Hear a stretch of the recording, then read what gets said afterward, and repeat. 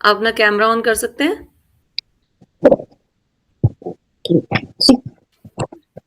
Yes. हाँ जी। चलिए, आपको क्या लगता है, क्या है ज्योतिष शास्त्र और हमें क्या टूल्स मिलते हैं इस सब्जेक्ट से?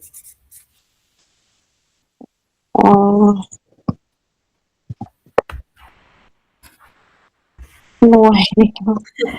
बस मैं जो समझती हूँ अभी तक जो नॉर्मल की प्रिडिक्शंस होती हैं और हम किसी की पर्सनालिटी को डिफाइन कर सकते हैं उससे। हुँ।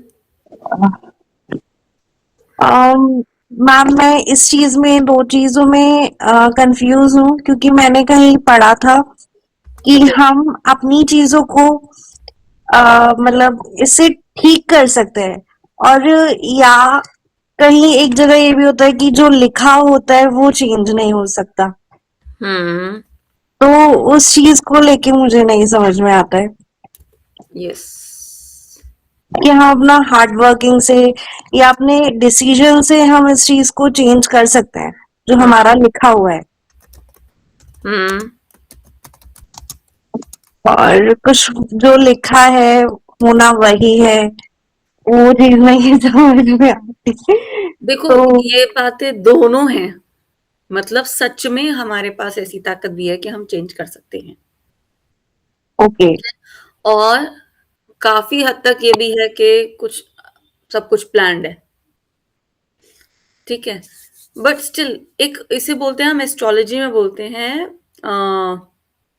आपकी विल पावर, ठीक है? कि आप ओके। किस तरह से अपनी विल पावर को एक्सरसाइज़ कर सकते हो और आप उस चीज़ को अचीव कर सकते हो जो आप चाहते हो, ठीक है?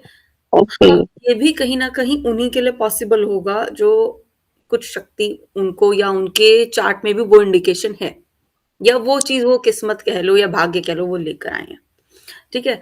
सेकंडली पता है क्या? जब से ये दुनिया बनी है, सबसे पहले क्या था स्टोन एज थी, आइस एज थी, पता नहीं पहले आइस एज थी, फिर शायद स्टोन एज थी, डायनासोर्स आए, डायनासोर्स का एक्सटिंक्शन हुआ, दोबारा से हमारा पूरा ज्योग्राफी और वेदर वगैरह बना।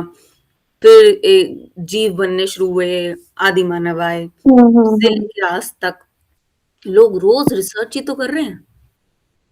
रोज़ बिल्कुल। जानना चाह रहे हैं, मैं कहाँ से आया हूँ। आज कितना ही आधुनिक समय हो चुका है, हमें पता है कि हम कैसे बने, शायद साइंस ने हमें बताया है, फाइंडिंग सर्कल लेकिन अब फिर भी हम जानना चाह रहे हैं अपने-अपने तरीके से, हम कहाँ से आए हैं, मरने के बाद क्या होता है, हमारा क्या होगा, रोज़ अपनी लाइफ़ को बेहतर बनाने की कोशिश कर रहे हैं।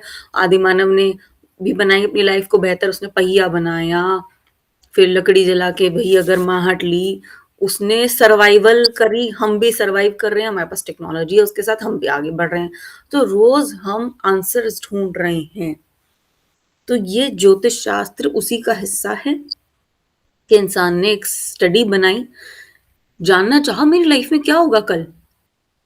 कहीं किसी ने कोशिश किसी का दिमाग ये था कि भई मैं अपनी लाइफ़ को और बेटर कैसे करूँ? मैं इतनी मेहनत तो कर रहा हूँ, मसाले ऐसे सिलबट्टे पीस रहा हूँ, मिक्सी क्यों ना बना दूँ? हर कोई कुछ ना कुछ अलग चीज़ कर रहा है, जिसका दिमाग जहाँ है, जिसका एक्सपर्टीज़ जहाँ है, ठीक है? तो ये प्रोसेस कंटीन्यूअस है। यूनिवर्स में कई आंसर्स हमें मिल चुके हैं, लेकिन फिर भी बहुत कुछ है जो हम नहीं जानते। और वो तो चलता ही रहता है। ब्रह्मांड बहुत बड़ा है, शायद मतलब पहले हम सुनते थे एक टाइम था कि कई सोलर सिस्टम्स भी हैं, पता चला कई सन हैं, सोलर सिस्टम अनगिनत है, गैलेक्सीज़ भी अनगिनत हैं, पता चला शायद ब्रह्मांड भी अनगिनत है। जो बिल्कुल। हमारा ब्रह्मांड है उसके अलावा भी कई-कई ब्रह्मांड हैं। तो बहुत कुछ है, हम तो एक बहुत छोटा-सा हिस्सा हैं, ठीक है? अब ये उसी की जर्नी है। कई अलग-अलग ऋषि हुए। Hello, hi Dimple welcome. Please switch on your camera, let's keep it interactive. बस आप लोग म्यूट कर लीजिएगा और बाकी कैमरा ऑन रखिए, इसको इंटरैक्टिव सेशन रखते हैं। ठीक है ना? भावना मैम आप म्यूट कर लीजिएगा। तो क्या है ना, कई अलग-अलग ब्रह्मांड भी हैं। अब जब ये ऋषि हमारे यहाँ ऋषि होते थे जो रिसर्च करते थे। ये जब रिसर्च करते थे, ये जब कोशिश करते थे, फाइंड करने की कोशिश करते थे कि आंसर्स कहाँ मिलेंगे, कैसे ये जो आका ब्रह्मांड में जो और प्लैनेट्स हैं, ये मेरी लाइफ पे कैसे असर डाल रहे हैं। तो ये मेडिटेट करते थे। मेडिटेट करके ये अपने सूक्ष्म शरीर से ब्रह्मांड में पहुँच गए थे। ऋषि पराशर जिन्हें फादर ऑफ एस्ट्रोलॉजी कहा जाता है, वो अपने सूक्ष्म शरीर से ब्रह्मांड में पहुँचे और फिर वो वॉक करते गए। वॉक करते-करते उन्हें दिखा कि एक कुछ तारों से कुछ डिज़ाइन बना हुआ है यहाँ पर। मैं थोड़ा और आगे चल रहा हूँ, कुछ दूरी पर मुझे तारों से ही कुछ और डिज़ाइन बना हुआ दिख रहा है, आकृति सी बनी। मैं थोड़ी और दूर चला, फिर कुछ और डिज़ाइन बना। फिर उन्हें लगा कि मैं बराबर-बराबर दूरी पे ये आकृतियाँ हैं। ये मेरे पर्टिकुलर स्टेप्स के बाद है, मतलब मैं अपनी कॉमन लैंग्वेज में बोल रही हूँ। फिर वो घूम के वापस फर्स्ट वाले डिज़ाइन पर आ गए, फर्स्ट पहली आकृति पर वापस आ गए। तो उन्होंने समझ आया कि इसका मतलब ये पूरा सर्कुलर है। ये सर्कुलर है, तभी मैं पहले पॉइंट पर वापस आया और हर एक आकृति एक दूसरे से समान दूरी पर है। ये था भचक्र। भचक्र यानी कि इसको बोलते हैं ज़ोडिएकल सर्कल। ज़ोडिएकल सर्कल इस तरह का है कि ज़ोडिएक जो हम कहते हैं, जो 12 ज़ोडिएक साइन्स हैं, ये कैसे हैं? ये 12 ज़ोडिएक साइन्स एक दूसरे पे 30-30 डिग्रीज की दूरी पर हैं। और ये इलिप्टिकल है। This is not circular, this is elliptical. तो ये ऐसे ऐसे या हर एक ज़ोडिएक साइन एक दूसरे से 30 डिग्रीज पर है। जैसे पहला, दूसरा, तीसरा। तो 30 डिग्रीज इंटू 12 ये हो गया 360 डिग्री।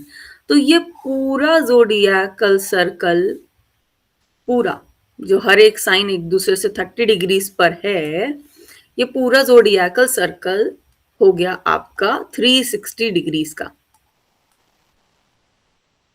हमारा मेन यही है ज़ोडिएकल सर्कल। ये इस ज़ोडिएकल सर्कल के अंदर राशियां यानी कि ज़ोडिएक साइंस ये फिक्स है, ये मूव नहीं कर रहे। They are fix on their position. ठीक है, वो तारों से बने हुए हैं जिन्हें हम नक्षत्र कहते हैं। शायद आप लोग कभी बच्चों को नेहरू प्लेनेटेरियम लेके गए हो। नेहरू प्लेनेटेरियम लेके जाएंगे, वहां पे पूरा ऐसे डोम शेप्ड में इतना अच्छा प्रोजेक्शन दिखाते हैं, वो दिखाते हैं नक्षत्र वगैरह। तो ये सब तारों से आकृतियां बनी हुई हैं। ठीक है, आधी आधी बनी है, आधी हम समझते हैं जैसे शेर का मुख बना है, तो हम समझते हैं अच्छा ये पूरा शेर की आकृति है। जो शेर की आकृति वाला ज़ोडिएक साइन है लियो, हम उसकी आकृति से उसकी नेचर के बारे में समझने की कोशिश करते हैं कि जिनका लियो ज़ोडिएक साइन होगा, they must be very courageous. क्यों? क्योंकि शेर बहुत करेजियस होता है, बलवान है, वो राजा है, वो जंगल का राजा है। उसमें कुछ कमियां, कुछ खामियां, सब चीजें हैं। तो वो चीजें ही हम लियो ज़ोडिएक साइन वालों की समझते हैं। ठीक है, इस तरह से हम एक दूसरे की नेचर जानने की कोशिश करते हैं। लेकिन 12 राशियों वाले लोग, तो राशियां तो 12 ही हो गई। अब एक राशि के लोग यानी सिंह राशि वाले कई हजारों या करोड़ों लोग होंगे इस दुनिया में, है ना। वो धनु राशि वाले कई हजारों करोड़ों लोग होंगे दुनिया में, लेकिन वो सारे एक जैसे तो नहीं होंगे। अब उनके अंदर क्या क्या डिफरेंसेस हैं, वो हमें कुंडली के और कई भागों से पता चलेगा, भी मैं आगे बताती हूँ। तो ये जो ज़ोडिएकल सर्कल है, इसके अंदर हमारे 9 ग्रह जो हम सुनते हैं, हमारे नवग्रह, सूर्य, चंद्र, मंगल, बुध, शुक्र, शनि, गुरु, राहु, केतु, ये पूरे 9 ग्रह अपनी अलग अलग स्पीड से इस सर्कल में घूमते रहते हैं। बस गोल गोल चक्कर लगाते रहते हैं अलग अलग स्पीड से। भाई एक परिवार के 4 लोग एक जैसे थोड़ी होते हैं। बस वैसे ये तो एक परिवार के भी नहीं है, 9 ग्रह, चलो सोलर सिस्टम इनका परिवार कह सकते हैं। राहु केतु हमेशा बैकवर्ड्स चलते हैं, रिवर्स मोशन, उल्टे चलते हैं। इसको बोलते हैं रेट्रोग्रेड। रेट्रोग्रेड यानी वक्री चलना। अभी हम आगे वो भी करेंगे इन फ्यूचर, धीरे धीरे एक एक चीज डिस्कस करेंगे। बाकी सारे ग्रह आगे की तरफ चलते हैं। तो अगर मान लो जैसे हमारा नववर्ष होता है हिंदुओं का, या मराठा में उसे गुड़ी पाड़वा कहते हैं। ठीक है ना? गुड़ी पाड़वा पहला दिन और यहाँ पर हमारे चैत्र के नवरात्रे। जब पहली तारीख होती है चैत्र के नवरात्रों की या फिर जो हमारा नववर्ष का पहला दिन होता है, उस दिन सूर्य पहली राशि में यानी मेष राशि में ट्रांसफ़र हुआ होता है। इसलिए हमारा जो हिंदुओं का वर्ष कैलेंडर वो सूर्य की चाल के ऊपर बेस्ड है। सौर वर्ष है हिंदी में अगर उसे बोले तो। ठीक है? तो पहली राशि मेष राशि में वो करीब-करीब 13, 14 या 15 अप्रैल को आता है। ठीक है? तभी हमारा नववर्ष शुरू हो जाता है। अब वो आगे-आगे घूम रहा है। 30 दिन के अंदर सूर्य ने एक 30 डिग्री का सफ़र एक राशि का तय कर लिया। वो सफ़र तय करने के बाद फिर वो दूसरी राशि में जाता है, वृषभ राशि में जाता है। सूर्य 1 दिन में 1 डिग्री घूमता है, 1 डिग्री उसकी मूवमेंट है। चंद्रमा की बहुत तेज़ है। चंद्रमा ये 30 डिग्री का सफ़र सवा 2 से लेके ढाई दिन के अंदर क्रॉस कर लेता है। उसकी मूवमेंट तेज़ है। हर ग्रह की इस तरह से अलग-अलग है। अभी आप लोग नोट्स की चिंता मत करना। अभी I am just giving you an ice breaking session कि आप लोगों को पता तो चले ये सब्जेक्ट है क्या, ठीक है? हम इससे इंट्रोड्यूस हो रहे हैं, ठीक है? तो क्या होता है कि ऐसे उसकी स्पीड तेज़ है, तो यानी कि ये चंद्रमा पता है क्या? चंद्रमा मन का कारक होता है, हमारे मन का। हमारा मन ऐसे ही स्पीडी है ना, अभी कहीं है, 5 मिनट बाद कहीं और है, 2 मिनट बाद ही कहीं और है। अभी हम खुश हैं, अभी हम दुखी हैं। तो चंद्रमा हमारे मन का कारक है। सूर्य बलवान है, लीडर है, उसकी नेचर है लीड करने वाली। I am the leader. Leader ideally कैसा होता है? वैसे तो हमारी कंट्री में अनफॉर्चुनेटली बहुत बकवास लीडर हैं जो लीडरी होने के लायक ही नहीं है, बट स्टिल आइडियल लीडर कैसा होना चाहिए? आइडियल लीडर ऐसा होना चाहिए जो जानता है कि मैं सही करूंगा तो लोग मुझे फॉलो करेंगे, मेरे नक्शे कदम पे चलेंगे, है ना? आई बिलीव आइडियल लीडर मतलब Atal Bihari Vajpayee, APJ Abdul Kalam, inspiring idols. सही को सही, देश के लिए कुछ करना, वो जानते हैं कि हम अच्छा रास्ते पे चलेंगे तभी तो दुनिया हमें देख के अच्छे रास्ते पे चलेगी। हम ही खराब काम करेंगे तो हमारे पीछे-पीछे जो जनरेशन आएगी बेकार रहेगी। तो सूर्य वो आइडियलिस्टिक पर्सन है। सूर्य राजा है, सूर्य को पता है वो राजा, वो ईमानदार या धैर्यवान और समझदार राजा है जिसे पता है कि किसी के साथ पक्षपात नहीं होना चाहिए मेरी प्रजा में। मैं खाली अपनी फैमिली का सोचूँ ये भी नहीं होना चाहिए। मैं पहले प्रजा का हूँ, बाद में अपनी फैमिली का हूँ। सूर्य वो थिंकिंग वाला राजा है। चंद्रमा उसकी पत्नी है, रानी है। उसके मूड स्विंग्स हैं, उसके अंदर माँ वाला भाव भी है। चंद्रमा की जैसी सतह है कि चंद्रमा पानी भी है, पर पानी फिज़िकली अवेलेबल नहीं है, ठंडा भी है। लचीली उसकी सतह है कि उस पे पैर रखा साइंटिस्ट ने सॉरी एस्ट्रोनॉट ने तो छाप पड़ गई। तो चंद्रमा का मन यानी कि जो जिन जिन लोगों का चंद्रमा प्रधान है, जिन लोगों का मून बहुत स्ट्रांग है, उनका मन चंद्रमा जैसा नाजुक होगा कि जरा कुछ कह दिया हमेशा के लिए निशान पड़ा हुआ है। जो सूर्य जैसे बलवान है, जिनका सूर्य बलवान है, जो सूर्य की राशि वाले हैं, वो तेज प्रकाश वाले हैं। जैसे सूर्य प्रकाशवान करता है, सूर्य लीडर है, उनके अंदर वो शक्ति है कि वो दूसरे को भी प्रकाशवान करेंगे, रास्ता दिखाएंगे। वो लीडर हैं, सबको लेकर साथ में चलेंगे। सूर्य रोज सुबह आता है एक टाइम पे, चंद्रमा की तरह छोटा नहीं होता, बड़ा नहीं होता, एक टाइम पे आता है रोज। आपके शहर में बादल हैं, कोई बात नहीं, सूर्य चमक रहा है, बादल तो आगे आ गए। सूर्य अपने टाइम से आता जाता है।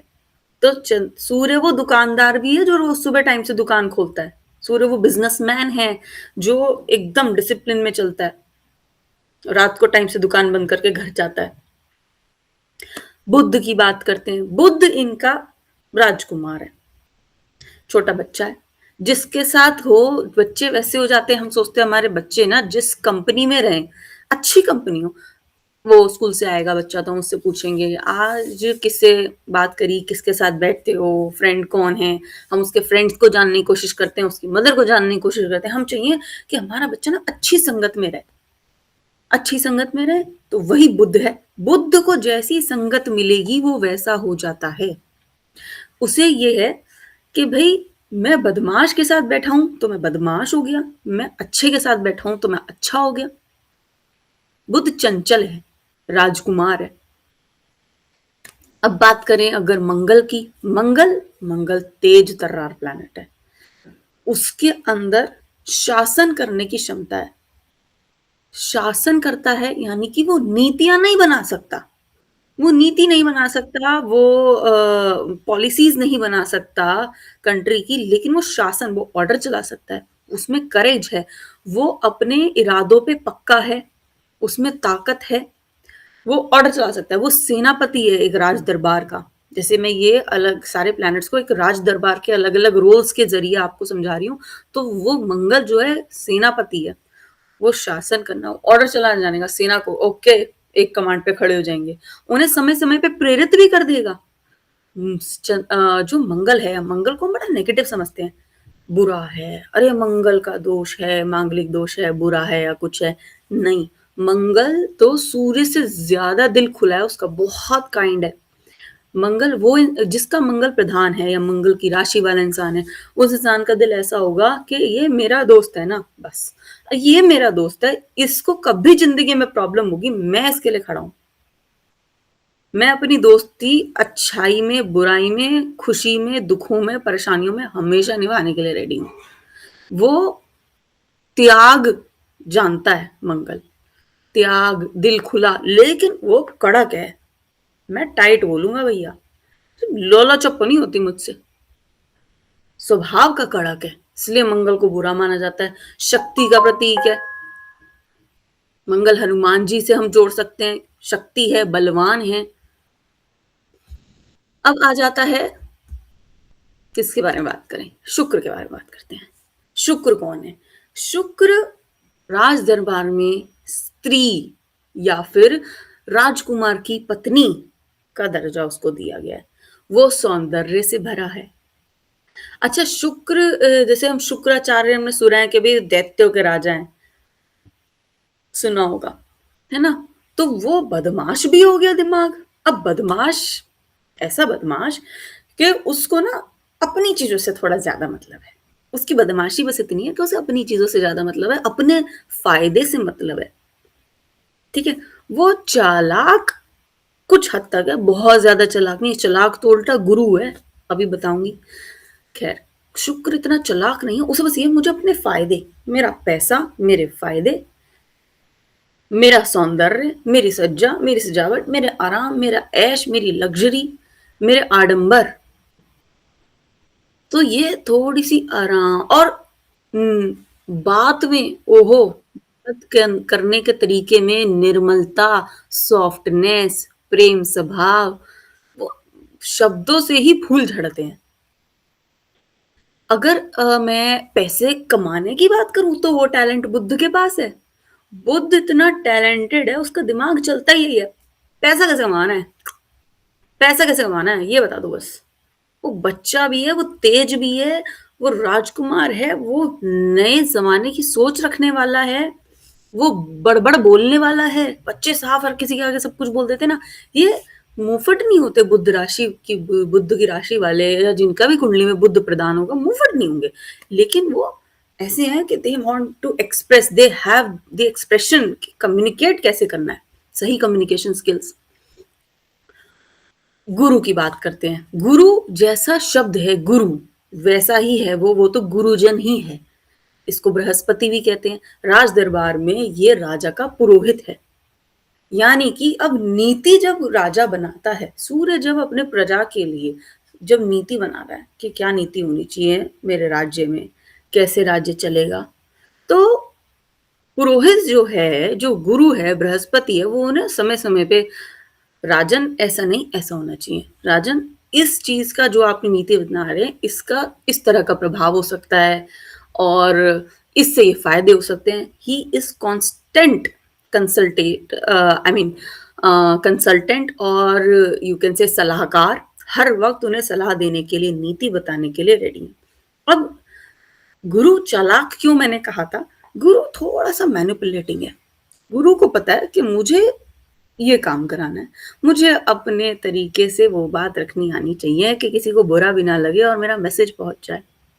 गुरु को जैसे कि आप ये समझ लो कि हमारे देश से जब दूसरे देश प्रधानमंत्री जाते हैं, तो अकेले थोड़ी जाते हैं, उनके साथ कई सारे डेलीगेट्स जाते हैं।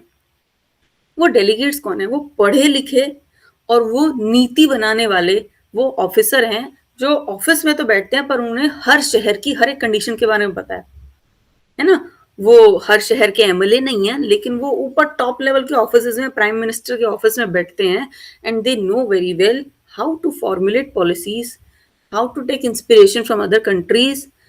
They are educated, they know how to manipulatively say their word and get their work done. तो गुरु वो दिमाग है, ये पढ़ा लिखा है.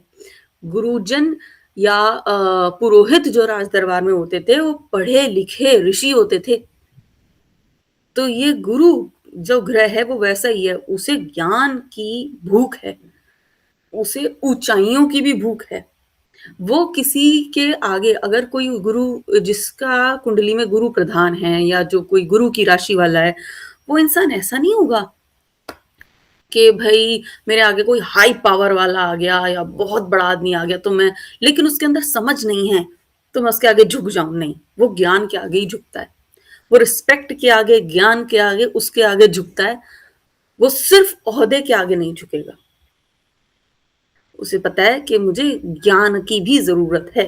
नीतिवान है वो, बातों को घुमा के अच्छे तरीके से प्रेजेंट करना जानता है. अब बात करते हैं कौन सा ग्रह बच गया, बताओ बताओ बताओ बताओ.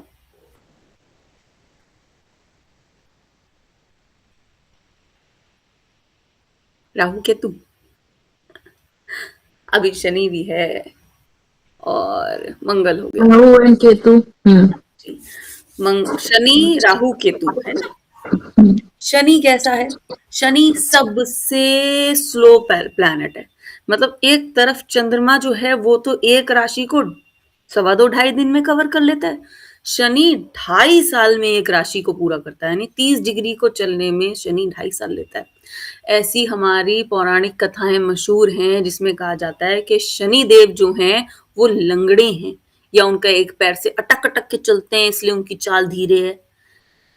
शनि देव को रावण ने बांध रखा था, उल्टा लटका रखा था, इसलिए उनके पैर में दिक्कत हो गई. ऐसी ऐसी पौराणिक कथाएं बड़ी फेमस है. खैर, शनि बहुत धीरे चलता है यानी कि हमें बहुत देर से फल देता है, लेकिन वो हमारी अग्नि परीक्षा लेता रहता है.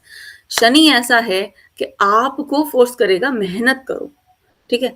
तुम अपने पथ पे निरंतर चलते रहो, रिजल्ट अपने आप आएगा. तुम सही कर रहे हो तो तुम्हारे साथ सही होगा, तुम गलत करोगे तो तुम्हारे साथ गलत होगा. वो कहता है अपने काम स्वयं करो. शनि एक राज दरबार में सेवक है. सेवक वो होता है जो खाना उगाना भी जानता है, खाना पकाना भी जानता है. उस सेवक को अपने काम करने के लिए किसी और हेल्प की जरूरत नहीं है. He is self sufficient. तो शनि हमसे ये कहता है कि हम अपनी लाइफ में सेल्फ सफिशिएंट बने, हम सेल्फ सफिशिएंट बने, अपनी चीजें खुद करना जाने. हमें खुद के शरीर के जो काम है वो करने के लिए या खुद की लाइफ के एम्बिशंस को पूरा करने के लिए किसी और की सहायता ना लेनी पड़े. हम सेल्फ सफिशिएंट है. शनि न्यायाधीश है. वो कहता है कि तुम सही करोगे तो तुम्हारे साथ मैं सही फल दूंगा, तुम गलत करोगे तो तुम्हें मैं गलत फल दूंगा, तुम्हें वो भोगना पड़ेगा. शनि हमारे कर्मों का भी हिसाब किताब रख रहा है, सब जानता है वो सबकी कहानी. शनि परेशानियों में इसलिए डालता है ताकि हम उससे लेसन सीख सकें. शनि को पता है कि अगर मैंने यहाँ पर परेशानी दी है तो मुझे आगे फायदा कैसे देना है. हमें कितनी मुसीबतों से शनि यानी सेवक कितनी मुसीबतों से फैमिली में राज दरबार में बचा लेता है जो नहीं पता चलता है. अब शनि धीरे काम करेगा ना क्योंकि वो सेवक है, वो तो नौकर है. नौकर कहाँ टाइम से काम करते हैं, आराम आराम से कर देंगे जी, होगा. तो वही उसकी नेचर, हमारा काम भी धीरे धीरे होगा. अब बात करते हैं राहु केतु की. राहु केतु को अगर हम बात करें राज दरबार में है ये सैनिक. घर परिवार में बात करें तो आपके घर परिवार में वो दादा दादी या नाना नानी का प्रतीक है. दादा दादी नाना नानी एक टाइम पे आके हमारे हेल्पर हो जाते हैं कि भाई हमें प्रोटेक्ट भी कर रहे हैं, हमें हेल्प भी कर रहे हैं लाइफ चलाने में. उसी तरह से राहु केतु का काम है. राहु केतु अपने सैनिक हैं, वो राज दरबार को प्रोटेक्ट करने की सबसे छोटी इकाई है. जिनका काम शायद दिखाई नहीं देता बट साइलेंटली बहुत बड़ा काम है उनका, जो राहु केतु की नेचर है। राहु केतु असल में ये जो बाकी 7 ग्रह हमने डिस्कस करे, ये पूर्णतः ग्रह हैं, इनकी फिजिकल प्रेजेंस है। राहु केतु की फिजिकल प्रेजेंस नहीं है, इन्हें कहा जाता है छाया ग्रह, शैडोई प्लैनेट्स। वेस्टर्न एस्ट्रोलॉजी की सारी बात करें तो मून की ऊपर वाली छाया और नीचे वाली छाया यानी north node and south node को राहु और केतु कहा जाता है। इंग्लिश में राहु को हेड और केतु को ड्रैगन टेल, वो ड्रैगन हेड है और वो ड्रैगन टेल है। Ketu dragon tell, Rahu dragon head, इस तरह से कहा जाता है। हिंदी में तो राहु केतु हम कहते ही हैं। हमारी कथाओं में मशहूर है, हम जानते हैं कि वे समुद्र मंथन के समय कृष्ण जी ने वो चलाया था अपना सुदर्शन चक्र, और उसकी वजह से एक राक्षस का सर से धड़ से सर अलग हो गया था। तो जो सर था वो राहु था और जो नीचे का शरीर था वो केतु रहा। सर, अब सर के पास आंखें हैं, वो देख सकता है, वो देख सकता है तो वो कई बार इल्यूजन भी देखता है। उसके पास दिमाग है, दिमाग अच्छा भी है, कई बार फिर जाता है। उसके पास हाथ पैर नहीं है, इसलिए राहु प्रधानता वाले लोग थोड़े से आलसी हो जाते हैं। राहु आलस भी देता है, उसके पास हाथ पैर नहीं है ना। केतु मेहनत करने वाला है, उसके पास सर नहीं है, आंखें नहीं है, वो दुनिया की फालतू चीजों से, मटीरियलिस्टिक गेन से उठ चुका है, क्योंकि वो उसे ना दिख रहे ना उसे महसूस हो रहे। वो अपने हाथों से, पैरों से, अपने शरीर से कर्म करे जा रहा है। वो अपने अंदर झांकता है, सेल्फ इंट्रोस्पेक्ट करता है, खुद को बेहतर बनाने की कोशिश करता है। वो सांसारिक चीजों से उठ चुका है।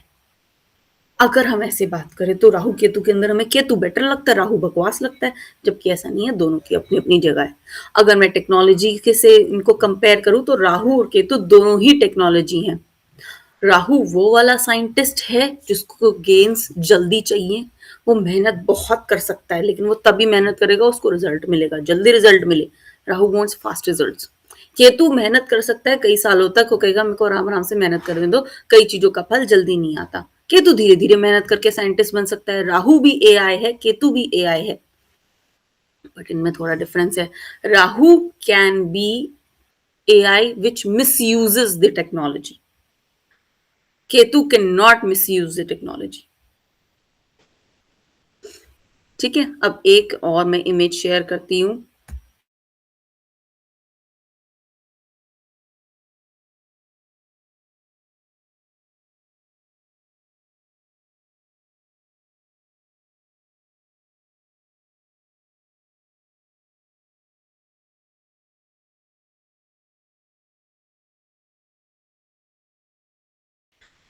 इस इमेज में आप लोगों को दिख रही होगी ये बॉक्स बना हुआ, इसे हम कुंडली बोलते हैं।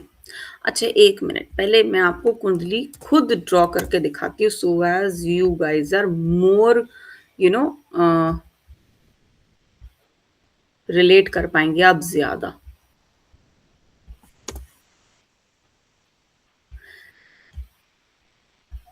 कुंडली में एक्चुअल में जब हमने बात करी भचक्र की, ज़ोडिएकल सर्कल की, कुंडली क्या होती है? कुंडली वो होती है जब भी किसी भी व्यक्ति का जन्म हुआ था, उस वक्त उस भचक्र की यानी कि ज़ोडिएकल सर्कल की फोटो, कौन कौन सा ग्रह किस किस राशि में था उस वक्त, ये ज़ोडिएकल सर्कल है। ठीक है, जो जो ग्रह जिस जिस राशि में था उस वक्त की फोटोग्राफ लेके हमने यहाँ पे कुंडली में प्लेसमेंट कर दी। जब कोई इंसान पैदा हुआ था पर्टिकुलर डेट टाइम प्लेस पर, तब ये भचक्र उस वक्त राइट एट दैट मोमेंट कैसा दिख रहा था उसकी फोटो लेके हमने इस फॉर्मेट में इन चीजों को डाल दिया। अभी आगे उसके बारे में बात करेंगे। ये जो हमें रोम्बस ट्रायंगल्स ये दिख रहे हैं, ये है हाउसेस, इन्हें बोलते हैं हाउसेस और इन्हें घर भी बोलते हैं। पंजाबी में इन्हें खाने भी बोलते हैं और संस्कृत में इन्हें स्थान भी बोलते हैं, इन्हें भाव भी बोलते हैं। भाव, कौन सा भाव है? ये पहला भाव, ये दूसरा भाव, ये तीसरा भाव, ये चौथा, ये पांचवा, छठा, सातवां, आठवां, नौवां, 10वां, 11वां, 12वां, यानी कि इसे हम एंटी क्लॉकवाइज गिन रहे हैं। ये कैलकुलेशन हमारी कुंडली में एंटी क्लॉकवाइज ही होती है। And remember this is north Indian style of कुंडली। ये जो मैं आपको दिखा रही हूँ साउथ इंडियन अलग होती है, वो आगे हम जब कोर्स करेंगे तब करेंगे, थोड़ा हमें पता जरूर होना चाहिए। इनफैक्ट ईस्ट इंडियन भी थोड़ी सी अलग होती है, ड्राइंग करने का तरीका अलग है, प्रिडिक्शंस काफी हद तक सबकी सेम है, और प्रिडिक्शंस किस हद तक बदल जाती हैं उसका भी मैं बताती हूँ। जैसे मैंने बताया ऋषि पराशर ने हमें ये पद्धति दी है, जो आप मेरे साथ कोर्स करेंगे वो पूरा ऋषि पराशर की दी हुई पद्धति पर बेस्ड है। इसे बोलते हैं पराशरी ज्योतिष या वैदिक एस्ट्रोलॉजी या वैदिक ज्योतिष। हालांकि वैदिक शब्द का मतलब सिर्फ और सिर्फ पुराना है, कि वे वैदिक हम पढ़ रहे हैं। जो बाकी ऋषियों ने जो पद्धतियां दी हैं उसे भी हम वैदिक ज्योतिष में डाल सकते हैं ऑफ कोर्स, लेकिन हर एक ऋषि ने जैसे अपनी अलग पद्धति दे दी।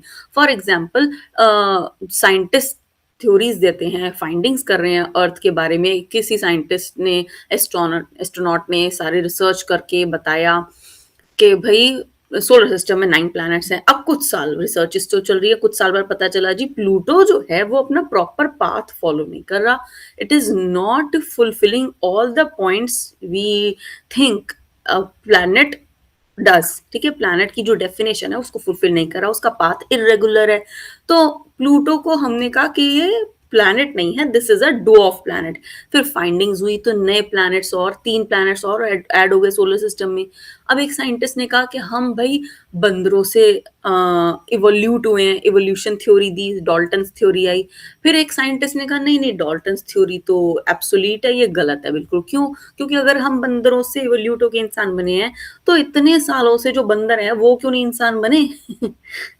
तो जिस तरह से एक साइंटिस्ट रिसर्च करता है, दूसरा साइंटिस्ट उसकी चीजों में कमियां या अपनी नई थ्योरीज देता है, उसी तरह से ऋषि जब रिसर्च करते थे तो ऋषि पराशर ने कुछ पद्धति दी, फिर नए ऋषियों ने या अलग अलग ऋषियों ने अलग अलग जगह रह रहे हैं तो उन्होंने भी अपनी अपनी फाइंडिंग्स करके ये बताया कि नहीं, इस तरह से भी इसी कुंडली को किसी अलग पैमाने पे भी जज किया जा सकता है। ऋषि पराशर कहते थे जो ग्रह हैं, ये 9 ग्रह, इनकी दृष्टि होती है, यानी कि ये दूसरे ग्रहों पर दृष्टि डाल रहे हैं, उससे आपकी लाइफ में कुछ प्रभाव आएगा। किसकी कहाँ दृष्टि पड़ रही है? ऋषि जैमिनी कहते थे नहीं, ग्रहों की दृष्टि नहीं होती, राशियों की दृष्टि होती है। उनका कहना अलग था। ऋषि पराशर का कहना था कि राशियों की दृष्टि नहीं होती। तो कई अलग अलग जो ऋषि हुए उन्होंने थोड़े अपना अलग अलग थ्योरम या फिर यू कैन से अलग अलग रूल्स दिए हैं प्रिडिक्शन करने के, सिर्फ और सिर्फ फलित करने के अलग अलग प्रिडिक्शंस दिए हैं। हम जो भी पढ़ेंगे सारा ऋषि पराशर के नजरिए से पढ़ेंगे। ठीक है, तो ये कुंडली जैसे मैंने आपको बताया, ये एंटी क्लॉकवाइज हम इनको गिनते हैं इन हाउसेस को। जितने ये 12 हाउसेस होते हैं और या फिर 12 घर और 12 ही हमारी राशियां होती हैं, यानी जोडियाक साइंस। तो ये 12 जो राशियां हैं, हर एक घर के अंदर हम एक राशि को बिठा देते हैं, 1 2 3, ये भी एंटी क्लॉकवाइज, 4 5 6 7 8 9 10 11 12, ऐसे हम राशियों को बिठा देते हैं। और जब जो ग्रह जिस राशि में था, जब कोई पैदा हुआ, उस वक्त डेट टाइम प्लेस पर जो व्यक्ति जिस राशि जो व्यक्ति जिस समय पे पैदा हुआ था, उस वक्त जो ग्रह जिस राशि में था उस राशि में ही हम यहाँ बिठाते हैं। मान लीजिए मेरा जब जन्म हुआ था तो सूर्य मकर राशि से गोचर कर रहा था। ठीक है, तो यहाँ पे कुंडली में मेरी आएगा मकर राशि यानी 10, यानी सूर्य यहाँ आएगा। इस तरह से अभी आगे आगे हम करेंगे कि कैसे कुंडली हम बनाते हैं, इसके बारे में हम बात करेंगे। ठीक है, इस तरह से उस ग्रह को वहीं मार्क किया जाता है और उसकी प्लेसमेंट के अकॉर्डिंग डिसाइड किया जाता है कि मेरी जिंदगी के किस पहलू में क्या होगा। हर एक घर कुंडली का अलग अलग पहलू की बात कर रहा है। वो अलग पहलू क्या हैं, ये आ गए यहाँ। हर एक ग्रह अलग, सॉरी, हर एक हाउस, फर्स्ट हाउस क्या बताता है? फर्स्ट हाउस को बोलते हैं लग्न, यानी कि फर्स्ट हाउस। और मेरा स्वभाव, मेरा तन, मेरी लुक्स, मेरी बॉडी, मेरी चेहरा, ये सब फर्स्ट हाउस बताता है। मैं जब जन्मी थी तो कैसी परिस्थितियां थी, किस एरिया में जन्म हुआ मेरा, मेरे को लोग देखते हैं तो कैसा समझते हैं, मेरी पर्सनैलिटी कैसी है, मेरे बाल कैसे हैं, मेरा रंग कैसा है, मेरी हाइट कैसी है, मेरी हेल्थ ओवरऑल कैसी रहेगी, ये सारी बातें फर्स्ट हाउस करता है। मैं किसी के आगे अपने आप को प्रेज़ेंट करती हूँ तो कितनी कॉन्फिडेंट होती हूँ, ये सारी बातें भी फर्स्ट हाउस बताता है। सेकंड हाउस, सेकंड हाउस ये एंटी क्लॉकवाइज जहां पे 2 लिखा है that is second house. Second house ये समझाता है हमें, ये किस हमारी जिंदगी के या हमारी पर्सनालिटी के किस हिस्से के बारे में बात करता है, हमारी speech, how do I speak, how softly I speak, plus मेरी पूरी फैमिली, छोटी फैमिली नहीं बस के भी मैं, मेरा हस्बैंड, मेरे बच्चे, पूरी खानदान लाइक दैट, कि भाई मेरा पूरा कुटुंब कैसा है, मुझे उनसे क्या मिलेगा कल को, या मेरा जुड़ा हुआ धन, मेरी वेल्थ के बारे में बात करेगा सेकंड हाउस। मेरी स्पीच जैसे मैंने बोला तो यानी कि थ्रोट की भी बात करेगा कि मैं कितने अच्छे से बात करती हूँ या कितने कड़क स्वभाव से बात करती हूँ। थर्ड हाउस, थर्ड हाउस बताता है मेरी बहादुरी के बारे में, मैं कितनी सक्षम हूँ ज़िंदगी में अपने आप को कैरी फॉरवर्ड करने के लिए। अगर मेरे को कभी कल को कोई डराता है, धमकाता है, तो क्या मेरे आगे पीछे कुछ लोग खड़े हैं? क्या मेरे को किसी का साथ मिलेगा, या मैं खुद ही इतनी साउंड हूँ, या मैं खुद ही इतनी एक्टिव हूँ, स्ट्रॉन्ग हूँ कि मैं उस चीज़ को फेस कर लूँगी। ये थर्ड हाउस मेरा बताता है, इसे ब्रेवरी भी बोलते हैं। ये छोटे भाई-बहनों के साथ भी हमारा रिश्ता बताता है। फोर्थ हाउस, ये जो एंटी क्लॉकवाइज हम चल रहे हैं जहां पे नंबर 4 लिखा है that is fourth house. Fourth house क्या बताता है, फोर्थ हाउस है मेरा सुख, मेरे कंफर्ट्स, मैं घर में हूँ, मैं कितनी कंफर्टेबल हूँ, मुझे कितना आराम मिलता है, मेरे पास जो सुख सुविधाएं हैं मैं वो भोग पाऊंगी भी कि नहीं भोग पाऊंगी। हो सकता है किसी कुंडली में आपको दिखे सुख बहुत है लेकिन वो उसे भोग ही नहीं रहा, he is not enjoying the comforts he is living through. माता का प्यार, माता का स्वभाव, माता से ममता मिलेगी कि नहीं मिलेगी, माता की हेल्थ, माता से रिश्ता कैसा रहेगा, मेरा घर कैसा होगा, मेरे नाम पे कोई घर होगा भी कि नहीं होगा, मेरे पास गाड़ी घोड़े सुविधाएं लग्जरी किस तरह की है, ये सारी बातें मेरा फोर्थ हाउस बताता है। अब आगे एंटी क्लॉकवाइज जहां चल रहे हैं, फिफ्थ नंबर लिखा है दैट इज फिफ्थ हाउस, यानी पंचम स्थान, पांचवा भाव। पांचवा भाव बताता है मेरी बेसिक एजुकेशन, मेरे को एक बेसिक एजुकेशन क्या मिलेगी, मैं कितनी पढ़ी लिखी हूँ, समझदार हूँ या नहीं हूँ, मेरा माइंड कितना अच्छा है, कल को मेरी शादी होती है तो मेरे बच्चे होंगे नहीं होंगे, कितने होंगे, वो भी फिफ्थ हाउस बताता है। मेरे प्रेम संबंध, मेरी थोड़ी बहुत इच्छाएं, ये भी मेरा फिफ्थ हाउस मुझे बताता है।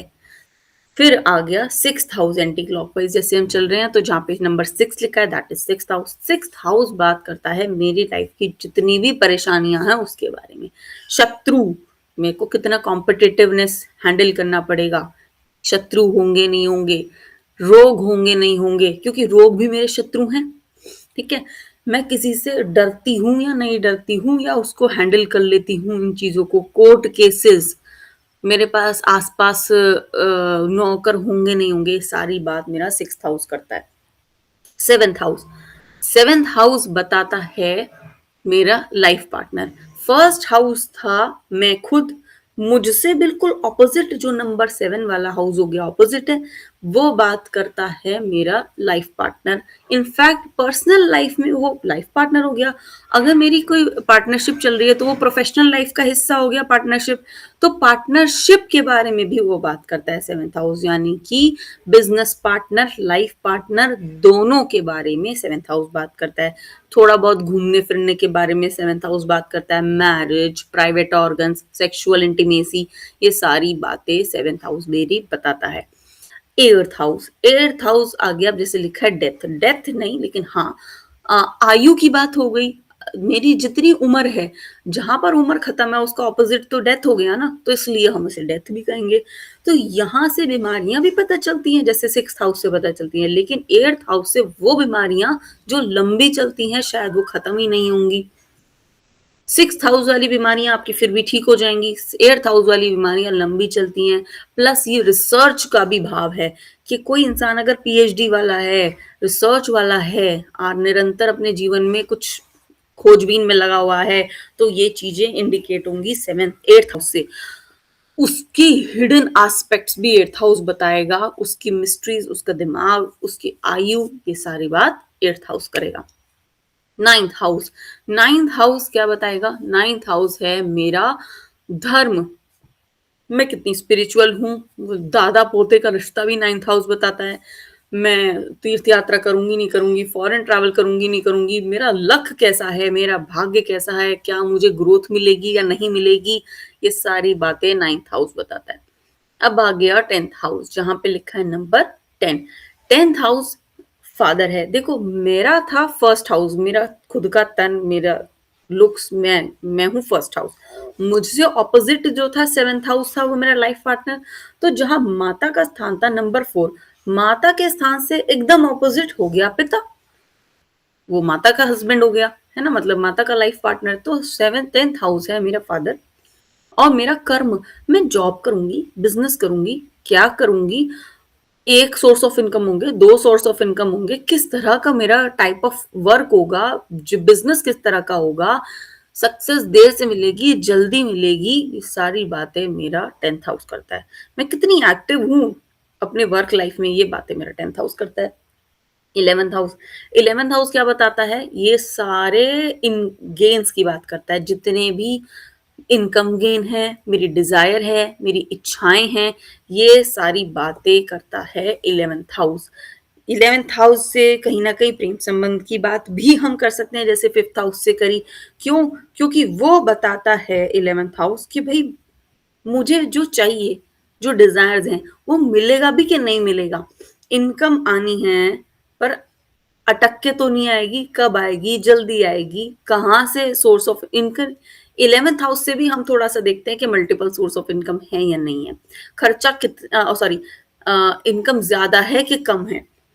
12th house last, 12th house क्या है? लॉसेस, यानी कि जो भी कुछ मुझसे दूर जा रहा है, वो सब कुछ 12th हाउस है। फॉरेन लैंड भी 12th हाउस है, खर्चे भी 12th हाउस हैं, जेल यात्रा, विदेश यात्रा, हॉस्पिटल यात्रा, ये सारी बातें 12th हाउस करता है। अब अगर ये मैं बात करूं कि 11th हाउस और 12th हाउस को कंपेयर करूं, तो 11th हाउस अगर मेरा अच्छा हुआ यानी इनकम ज्यादा है, 12th हाउस मेरा कम हुआ यानी खर्चे कम है, तो ये एक बैलेंस हो गया। हर किसी को चाहिए खर्चे कम हो और इनकम ज्यादा हो, तो वो चीज बैलेंस हो गई। लेकिन अगर 12th हाउस ज्यादा हुआ, 11th हाउस कम कम स्ट्रांग हुआ, तो यानी कि कहीं ना कहीं खर्चे मेरे ज्यादा हैं और 11th हाउस से इनकम मेरी कम है, इस चीज का इंडिकेशन होता है। अभी ये हम थोड़ी सी इस तरह की बातें कर रहे हैं। देखो ये चीज जो ऋषि पराशर थे, उन्होंने भी कितनी अच्छी तरीके से डिफाइन करी है। जैसे हम स्कूल में पढ़ते थे कि income minus expenses is equals to profit, है ना। तो उसी तरह से 11 उन्होंने इन तीनों चीजों के लिए अलग अलग हाउस डिनोट करे हैं। इनकम के लिए 11th हाउस, एक्सपेंसेस के लिए 12th हाउस, और जो बचा, जो मैंने बचाया, जो सेविंग्स करी, जो वेल्थ बनाई, वो है मेरा सेकंड हाउस। तो यानी कि मेरा संचय धन की बात ही अलग हाउस से हो रही है। और अगर मैं एजुकेशन की बात करूं, तो 5th हाउस है मेरी बिल्कुल बेसिक एजुकेशन, 6th हाउस है मेरी हायर एजुकेशन, मैं 12th पास कर रही हूँ नहीं कर रही हूँ, कॉलेज में जा रही हूँ नहीं जा रही हूँ। 7th हाउस मेरी इवन हायर एजुकेशन में भी पोस्ट ग्रेड कर रही हूँ या नहीं कर रही हूँ। 8th हाउस है मेरी रिसर्च, यानी कि इन चीजों में भी डिवाइड कर रखा है हमने। अभी आगे भी हम क्या करेंगे, एक एक हाउस से कई कई चीजें देखेंगे, डिसाइड करेंगे कि भाई किस इंसान को क्या मिल रहा है। एक हाउस का प्लैनेट दूसरे हाउस के साथ कोई कॉम्बिनेशन बना रहा है, कोई रिलेशन बना रहा है, तो उसके जरिए वो इंसान को क्या फायदा होगा। हर एक हाउस से अलग अलग रिश्तों की भी बात करते हैं। ये सारे डिस्कशंस हमारे आगे आगे हम कोर्स कैरी फॉरवर्ड करते हैं तो होंगे। 2 मिनट का ब्रेक लें। Yes. Only 2 minutes break. Yes, yes.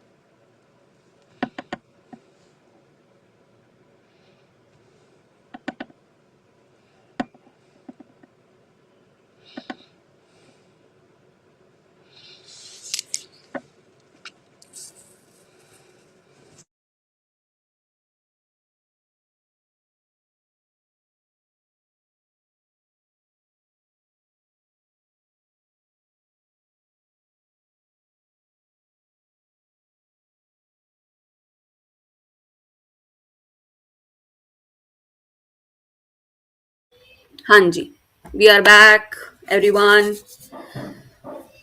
देखिए, अभी मेरा अटेंशन ये है कि I welcome all your questions, doubts, course के बारे में एंड एवरीथिंग, क्योंकि ये मेरा एक आप लोगों को एक आइस ब्रेकिंग देने का तरीका था कि मैं आपको बताऊं कि प्लैनेट्स, राशियां, हाउसेस, इन तीनों चीजों को कंबाइन करके ही हम आगे पढ़ने वाले हैं, समझने वाले हैं किसी एक व्यक्ति की लाइफ में क्या होगा। ठीक है, जैसे हमने बात करी 10th हाउस की, वर्क लाइफ, तो सारे प्लैनेट्स उस इंसान की लाइफ में क्या देंगे, वो राशि जो उस हाउस में बैठी है वो उस इंसान को क्या देगी, और कई तरह के अलग अलग टूल्स की हम बात करने वाले हैं, कई अलग अलग तरह की कैलकुलेशंस की बात करने वाले हैं, जिससे हमें किसी की लाइफ की चीजें हम प्रिडिक्ट कर पाएंगे। Now I welcome your questions.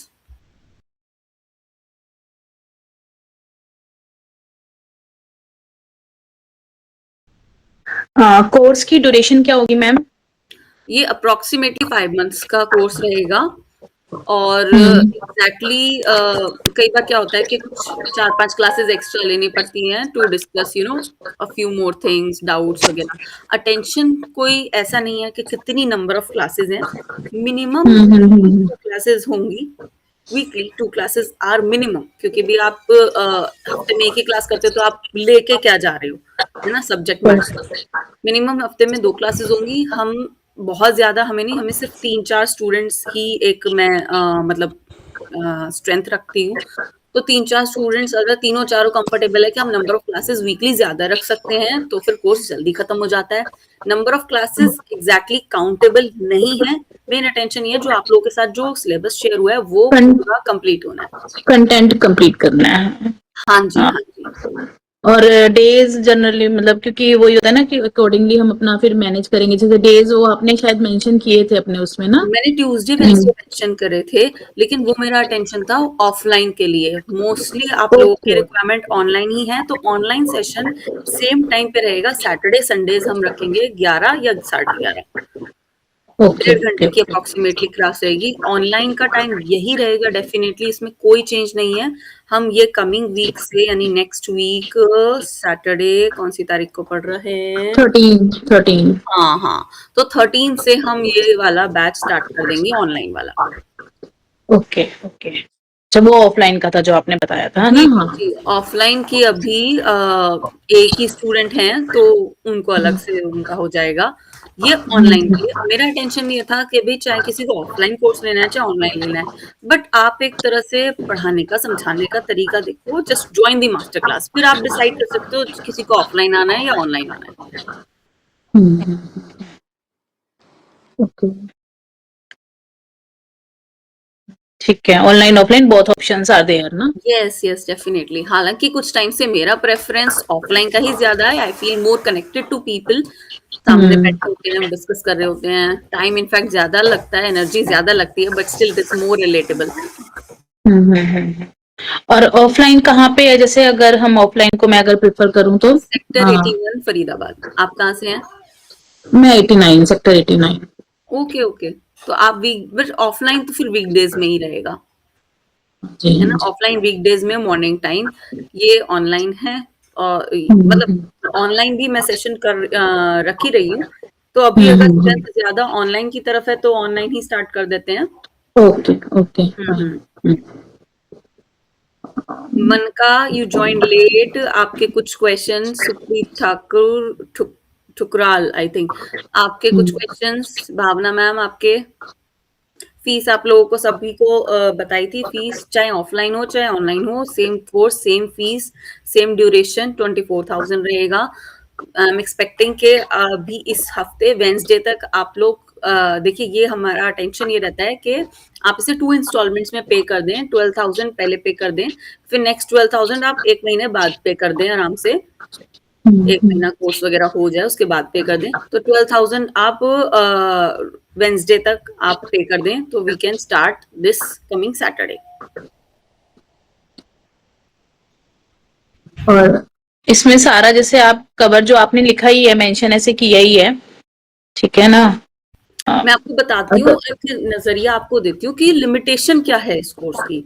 देखिए, कोई भी हम कोर्स कर रहे हैं या कोई भी हम चीज़ नहीं सीख रहे हैं, उसकी कहीं न कहीं कुछ लिमिटेशन तो हम सोच के चलेंगे कहाँ तक हमें ब्रेक लगाना है। ये एक इस कोर्स को करने के बाद आप एक पर्सन की, एक व्यक्ति विशेष की प्रेडिक्शंस आराम से कर पाएँगे। जैसे कि आप खुद की या किसी और की, किसी ह्यूमन बीइंग की कुंडली देख पाना, समझ पाना आप आराम से कर सकते हैं। आपकी रिक्वायरमेंट होगी date of birth, time of birth, place of birth. ये 3 चीज़ें यूज़ करे बिना आप कुंडली नहीं यूज़ कर पाएँगे, कुंडली एक्सेस नहीं कर पाएँगे। फिर और जो ये बातें होती हैं कि देश काल की, पॉलिटिशियंस की, पॉलिटिकल पार्टीज की लड़ाइयों की, कहाँ सूखा पड़ेगा, कब वर्षा होगी, ये होती हैं अलग। इसके बारे में आप प्रेडिक्शन इस कोर्स के बाद तो नहीं कर पाएंगे, बट हाँ, आप कोई व्यक्ति, उसकी जॉब कैसी होगी, उसकी शादी कब होगी, उसके बच्चे होंगे नहीं होंगे, ये सारी प्रेडिक्शंस आप आराम से कर पाएंगे। प्लस एस्ट्रोलॉजी में, ये वैदिक एस्ट्रोलॉजी में इतनी टूल्स भी हैं, इतने टूल्स और इतने टॉपिक्स भी हैं कि अगर किसी की डिटेल्स, बर्थ डिटेल्स हमारे पास कंप्लीट नहीं है तो भी हम उसको बहुत कुछ बता सकते हैं उसके बारे में। वो चीज़ आप इस कोर्स के बाद तो राइट आफ्टर दिस कोर्स नहीं कर पाएंगे, ठीक है। व्यक्ति विशेष की अगेन आप सारी बात कर पाएंगे। इसके अंदर जो भी चीजें कवर हैं, सारा ही कोर्स हमारा थ्योरेटिकल ज्यादा है। इनफैक्ट जो मैं सॉफ्टवेयर यूज करती हूँ वही मैं आपको स्क्रीन शेयर करके ही मैं आपको उससे कई चीजें सिखाती हूँ, दिखाती हूँ। बहुत ज्यादा कैलकुलेशंस, बहुत ज्यादा का आप यही समझ के चलिए, इसमें कैलकुलेशंस मैं बिल्कुल नहीं कराऊंगी क्योंकि अब कैलकुलेशन का जमाना काफी चला गया है, हर कोई सॉफ्टवेयर ही यूज करता है।